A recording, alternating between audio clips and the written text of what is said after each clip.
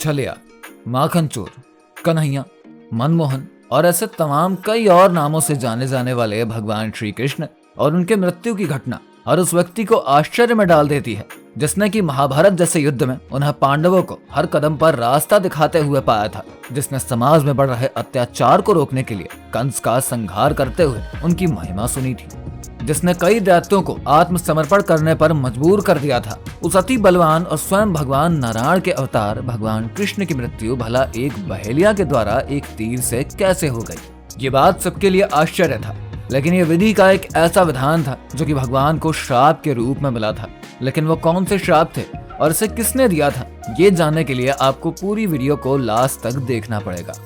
ऐसा बताया जाता है कि भगवान कृष्ण को कुल 3 श्राप मिले थे, जिस वजह से उनकी मृत्यु इस तरीके से हुई थी और द्वापर में उनकी लीला का मानव रूप में अंत हुआ था।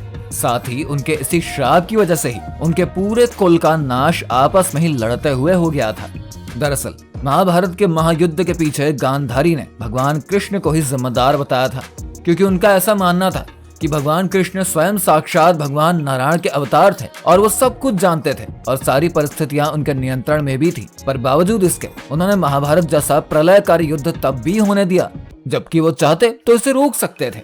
इसीलिए गांधारी ने उन्हें श्राप दिया कि उनके भी पूरे कुल का नाश आपस में ही लड़कर हो जाएगा और वो भी इस धरती पर ही मृत्यु को प्राप्त होंगे, जिस वजह से उन्हें इस धरती पर मृत्यु के दर्द को झेलना पड़ेगा। भगवान कृष्ण को दूसरा श्राप उनके विष्णु अवतार में मिला था। जब असुरों के गुरु शुक्राचार्य तीर्थ करने के लिए बाहर गए हुए थे, तब मौके का फायदा उठाते हुए देवताओं ने असुरों पर आक्रमण कर दिया। ऐसे अचानक से हुए आक्रमण से असुर घबरा गए और वो अपनी गुहार लेकर शुक्राचार्य की माता काव्य माता के पास पहुंचे। वहां पर उन्होंने अपनी दिव्य शक्तियों से एक विशेष मंत्र का आह्वान किया और उसे देवताओं पर फूंक दिया, जिस वजह से देवता बेसुध हो गए और वो युद्ध नहीं कर पा रहे थे। लेकिन जब इस बात की जानकारी भगवान विष्णु को हुई तो उन्होंने अपने सुदर्शन चक्र से काव्य माता का सर धड़ से अलग कर दिया।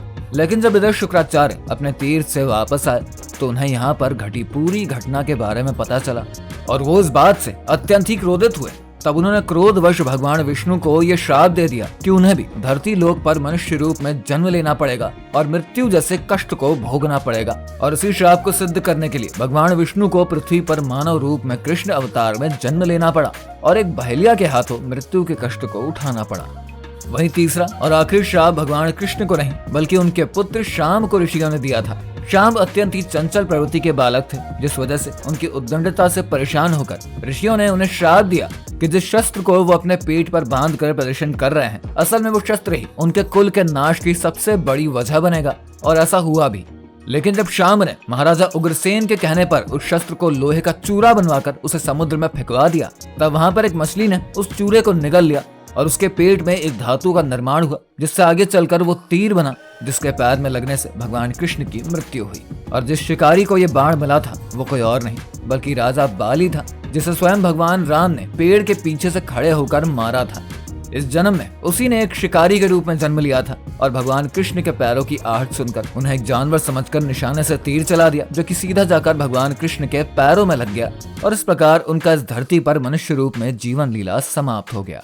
आपको हमारे द्वारा भगवान कृष्ण को मिले 3 श्रापों के बारे में जानकारी देती ये वीडियो कैसी लगी है, कमेंट में जरूर बताइए। अगर वीडियो आपको पसंद आई हो तो उसे लाइक और शेयर करके हमारे चैनल को सब्सक्राइब करके साइड में बने हुए बेल आइकन को भी प्रेस कर दीजिए, जिससे कि लेटेस्ट वीडियोस के अपडेट आपको सबसे पहले मिल सके। हमारी इस वीडियो में इतना ही। तब तक हमारे चैनल के और भी वीडियोस को आप एंजॉय करिए और देखते रहिए दी लॉलीपॉप।